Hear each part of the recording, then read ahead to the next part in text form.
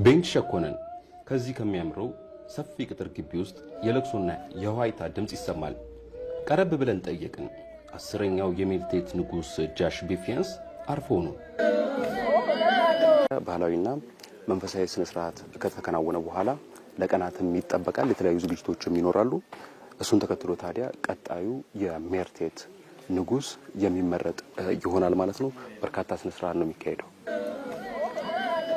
የንጉስ ሜልቴት ቅጥር ግቢ ከቀጠናው በንጉሱ የተሾሙ 9 ባህላዊ የዳኝነትና የእርቅ ስነ ስርዓትን ከሚፈጽሙ ሹመኞች ውጪ ትልቁ የዳኝነት ስነ ስርዓት የሚፈጸምበት ነው።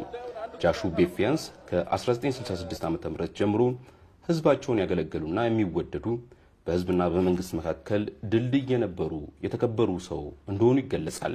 ይሄ እንደ ሌላ ቦታ ላይ እንደሚካሄደው አይነት አይደለም። እዚህ የሚሰጠው ብያኔ እጅግ በጣም የሚያስተሳስር እንደገና ደግሞ ምንም አይነት ወጪ የሌለበት ጊዜ የማይወስድ ቀላል ኬዝ ሆኖ ነው ብዙ ጊዜ ያየን ያለነውና እዚህ የታረቀ ሰው ፍጹም ድኖ ነው የሚሄደው። ማንም ወንጀል የሰራ ሰው እዚህ ለሰከንድ መቆየት አይችልም። ገና ዘገበር ላይ ሲገባ ያጠፋውን በሙሉ ተንትኖ አስረድቶ ነው የሚሄደው። ይቅርታ ነው የሚጠይቀው እዚህ ሲመጣ። ይሄ በምስክር በምናምን የሚካሄድ ነገር የለም። አደርጋል ወይ ካላደረክ 1 ደቂቃ ይሰጣል። አላደረኩም ብለህ ሂድ ነው የሚባለው። በ127 ዓመታቸው ነው ያለፉት። የ37 ልጆች አባት ናቸው። የ131 ልጅ አባት ናቸው። 203 የልጅ ልጅ አላቸው። ሌሎችም ከዛ በላይ ያሉን ባንቆጥሩ 370 ምናምን ልጆች ቤተሰብ አስተዳደር ቤተሰብ ነበራቸው። በህዝቡ ዘንድ ያለው ተቀባይነት ህዝብ ላንተ ሌሎች ሃይማኖቶች ጋርም አክብሮ ራሴ እኔ ባለበት ነኝ ብሎ ሌላውን አይነቅፍም። ለዚህ ነው እዚህ ያለ ረጅም እድሜ ሊኖሩ የቻሉ። ቤንቾች የሜር የቤንች እንዲሁም የሼ ነገድ ያላቸው ሲሆኑ የሜልቴት ንጉስ ጃሹ ቢፊያንስ ህልፈት ከቀናት በፊት የነበረ ቢሆንም በአካባቢው የባህል ፍርድ የሚሰጡ ዳኞች፣ የሀገር ሽማግሌዎች፣ ወዳጆች እንዲሁም ዘመዶቻቸው ተገኝተው በታላቅ ስነ ስርዓት ሀዘናቸውን ገልጸዋል። ነገር ግን ህልፈታቸውን ያልሰሙ የሩቅና የቅርብ ዘመዶቻቸው እርማቸውን እያወጡ ነው። ቀጣዩ የንግስና መንበሩን የሚረከቡት ንጉስ የመምረጥ ስነ ስርዓትም በቃለ መሐላ ተከናውኗል። በዚህም ንጉስ ሜልቴት ውሽ ቀጣዩ የጎሳቸው መሪ ሆነውም ተመርጠዋል።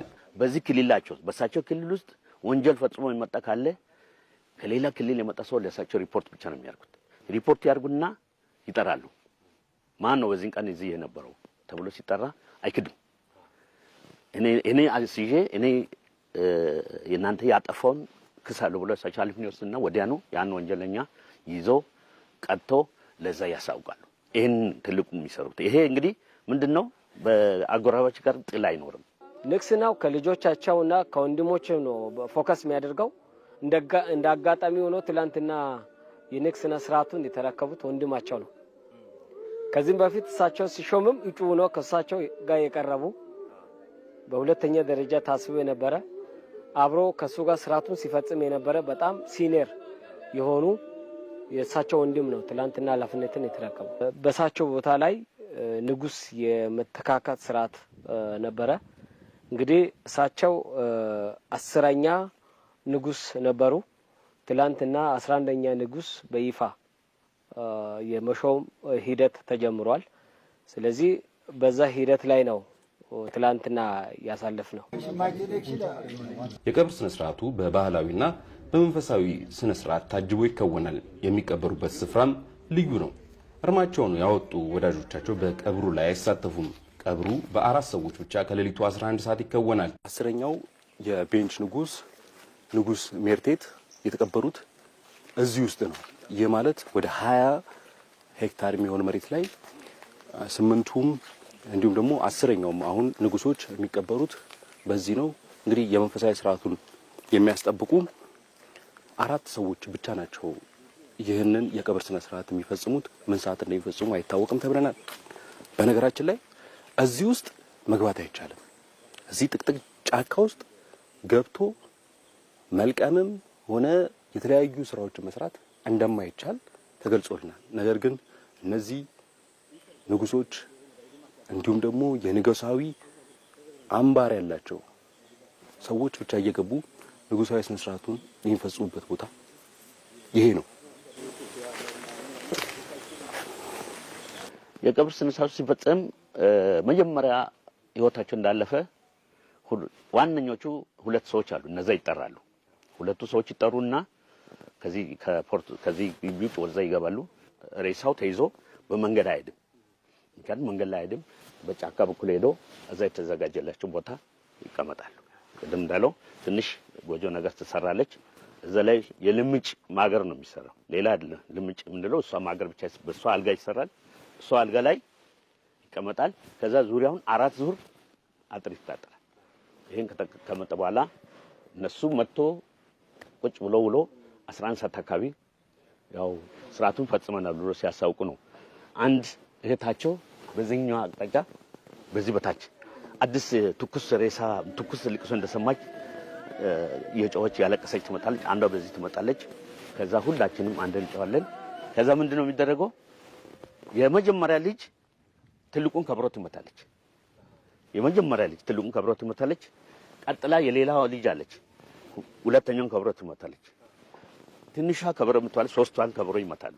እነዚህን ከመቱ በኋላ ነው ከነሱ በኋላ ነው እኛ ሌሎች ሰዎች ተቀብለው ከበሮ ጫዋታ የባህላዊ ጫዋታው የሚጀምረው በዛ ነው። የተመረጡ ከቤተሰብ ከልጆቹ 4 የሚሆኑ ልጆች ብቻ የቀብር ሳጥን ከመዘጋጀት ጀምሮ እንደ ማንኛውም መሬት ውስጥ አይቀበሩም። አልጋ ይሰራና በአልጋ ዙሪያ 4 ዙር አጥር ይሰራል። እዛ አጥር ላይ ቤት ተሰርቶ እዛ ውስጥ ነው ሂዶ የሚደረገውና ይሄንን አጠቃላይ ሂደት የሚሰሩት ማንኛውም ሰው አይደለም። በራሳቸው አሰራር በሃይማኖት በመንፈሳዊ ስርዓት የተመረጡ 4 ልጆችና 2 መንፈሳዊ አባቶች ሆነው ይሄንን የቀብር ስርዓት ፈጽመዋል።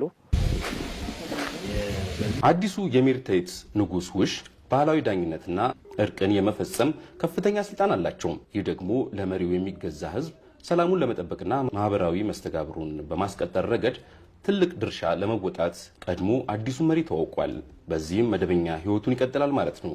በሽምግልና ችግሮችን በመፍታት ሲወርስ ሲወራረስ የመጣው ባህላዊ እርቅ ግን ሌሎች አካባቢዎችም አርአያ የሚሆን ነው።